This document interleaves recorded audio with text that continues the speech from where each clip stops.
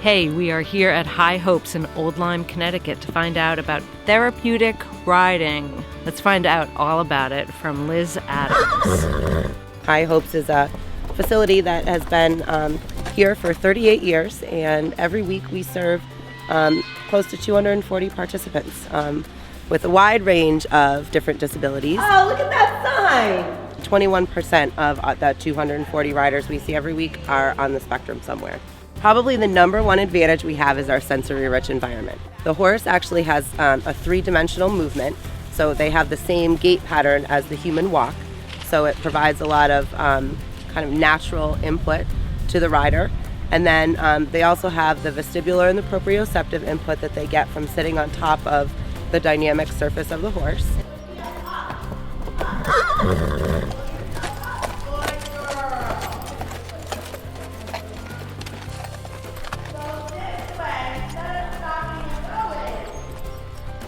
Are there other pieces of OT that get addressed here in this setting that's different than a traditional OT setting? I mean, we're teaching riding skills, but through teaching riding skills, they have to do things like hold the reins, and that is fine motor control. Say, walk on.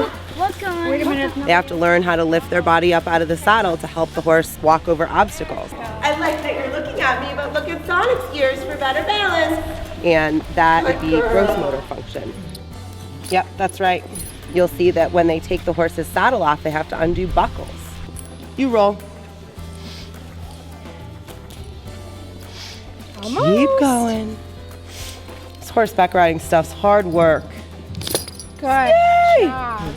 Are there other aspects, like social aspects, that get addressed through this environment? Absolutely. And one of the kind of the neatest ways we get to do it is the horses love to interact. And so often for an individual on the spectrum, maybe they are not able to make eye contact with a human, but it might be much less threatening to make eye contact with a horse. Look at his ears. Look at his Come on ears, up, buddy. Johnny. Help me. Push. Look at Marie. That's new saddle. They're able to have that moment of connection with the horse. What do you tell Taylor? Walk on, Taylor. Perfect. I'm not a speech language person, but I do know that the horse can affect some really positive changes physically. And it's a very motivating environment. You know, right away, one of the first things we teach our riders is to tell their horses, walk on. Okay, but you know what? He'd like to walk. Walk on, Sonic. Good, and just do a little arm over so that we're always embedding speech into what we do. The movement actually engages the core and helps engage the diaphragm, and so it's actually easier for them to produce speech. That's new saddle.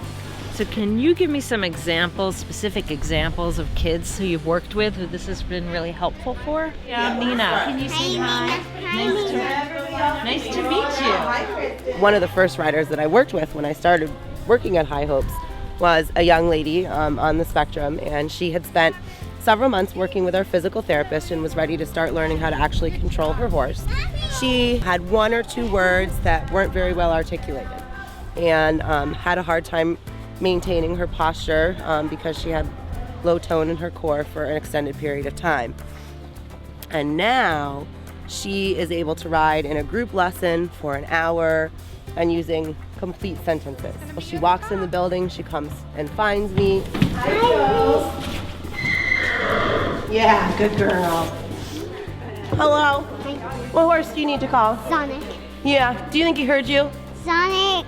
Oh, Sonic, come here. It's time to ride. We're going out there today. We are going to go outside today. Her name is. What is your side? Why don't you ask her yourself? Her name is. Well, you when she gets over here, you can ask her. Yeah. This young lady, when she first came to High Hopes, was timid around the horses. You know, a horse would kind of shiver to shake off a fly, and she would have a big fear response. And now she's gotten to the point where if there's a fly, she tries to swipe it off her horse. He is bugs. He has bugs. You're right. Which takes a lot of confidence. And you can see that confidence spreading into other areas. Walk on, Sonic. Good, and just do a little arm. She greets the other riders in her class by name and pursues them. Let's wait. What do you ask her? Your name. What is your name? I'm Allie. What about this other person? I'm Melissa. I'm Melissa. Hi. Okay, now you can get on the horse. Wait, where did your foot go? All right, let's see it all by yourself. That is a confidence that we didn't see before she was able to interact with the horses here. Oh, yes? You did a good job.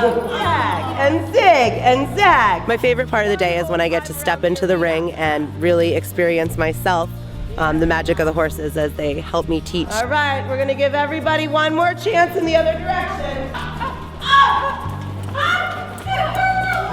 Do you like the way the horses feel? Yeah. What do they feel like? Tell me what they feel like. Good.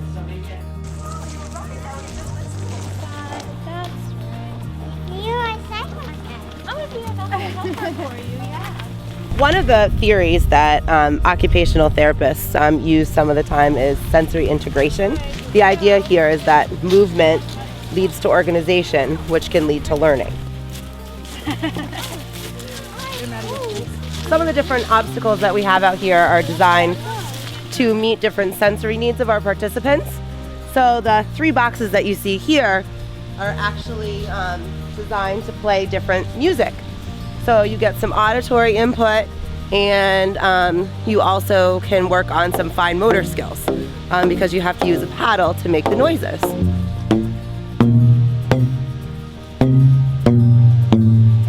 And this is our railroad crossing, probably one of the coolest things we have out here on our sensory trail.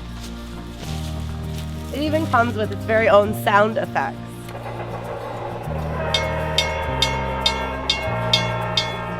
The idea behind this, is a creative one, but then being able to use the handle and kind of judge your hand-eye coordination to get it to shut, and then understanding, making a choice. Is it up?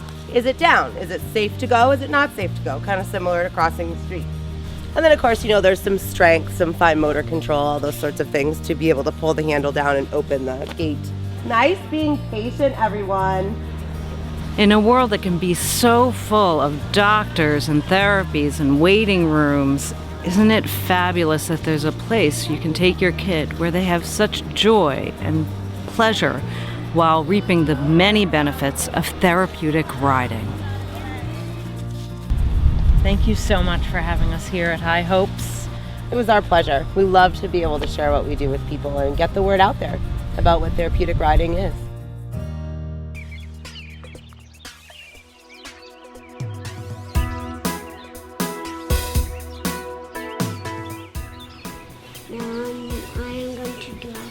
I'm going to do hard work.